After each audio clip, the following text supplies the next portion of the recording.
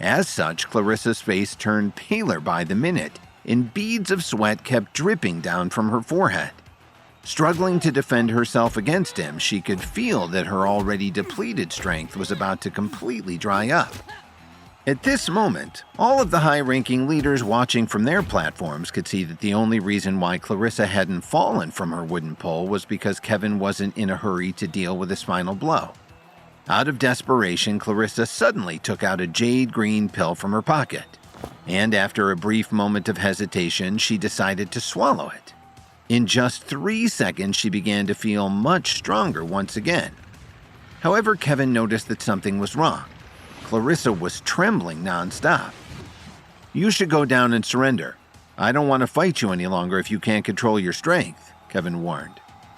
"There's a lot at stake here for me. I can't afford to lose today, especially to a new student like you." Clarissa insisted as the strength in her body fluctuated more and more erratically. Even her voice had started to tremble as she spoke. "Although the Jade Pill can double your current strength, it's only useful for quick bursts, as its effect only lasts for a short period of time. Furthermore, due to its unstable composition, it can be quite difficult to control. And every time you take it, it'll cause serious damage to your body," Kevin explained. While he had to defeat Clarissa in order to move on to the next round, he also understood her dilemma and was worried for her well-being. "How do you know so much about the Jade Pill?" Clarissa asked in shock. "I've encountered it in my studies before, and if you don't release all that pent-up strength in time, in less than an hour, your body will break down from within, resulting in your death," Kevin said with a serious expression. Clarissa knew that Kevin was telling the truth. However, she felt that she was left with no choice. "I don't care. I haven't lost a single battle in all my years of training.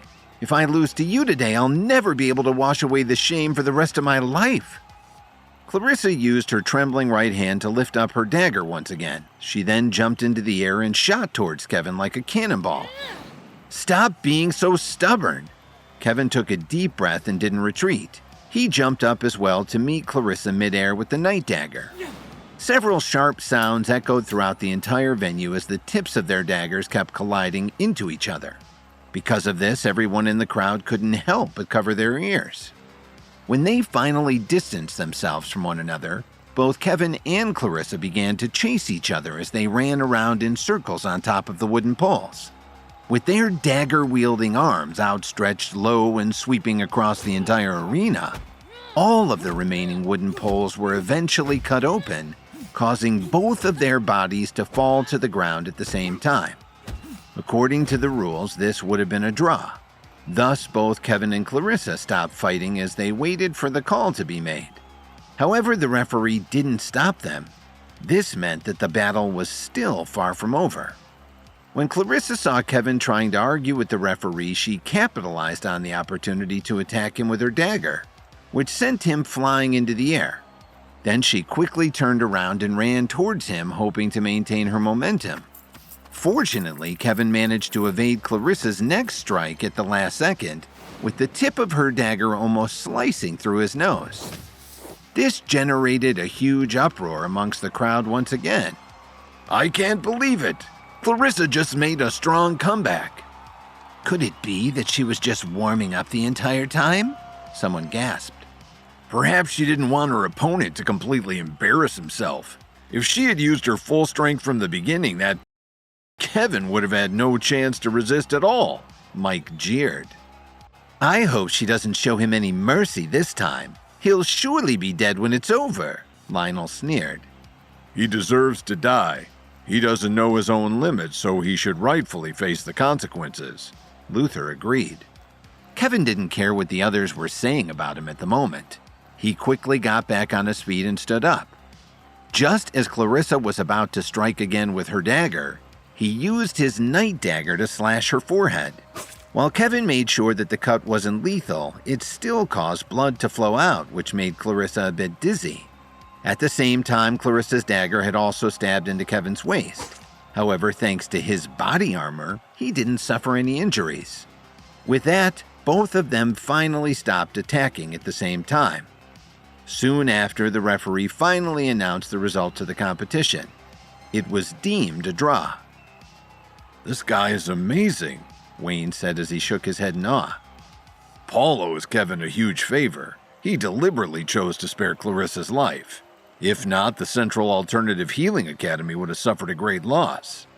Harley, who was now standing beside Wayne, added with a satisfied look as he glanced at Paul, whose eyes were full of appreciation and relief for his top student's survival.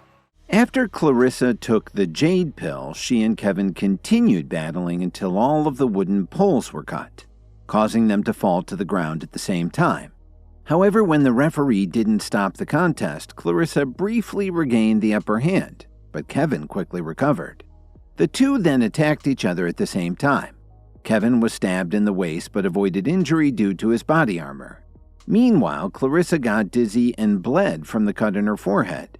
Despite the matchup being called a draw, Wayne and Harley noted how Kevin deliberately chose to spare Clarissa's life. Paul was incredibly appreciative of this. Given that the matchup was a draw, this meant that both of them would move on to the next round. Still, anyone with a discerning eye could also tell who really won and lost this matchup. Clarissa relied on the Jade Pill to give her a quick burst of strength, and yet she still didn't inflict any substantial damage to Kevin. Meanwhile, Kevin had held back many times during their battle, especially at the end. Otherwise, Clarissa would no longer be alive if he had used lethal force on his final blow to her forehead. For a moment, many students in the stands looked at Kevin nervously, especially those from his class. "So Kevin is actually much more powerful than us?" Mike uttered in disbelief. "I never knew he had that in him. If only I'd known." Luther was at a loss for words. I shouldn't have mocked him earlier. What if he comes back to take revenge on me in the future? Lionel shuddered at the thought.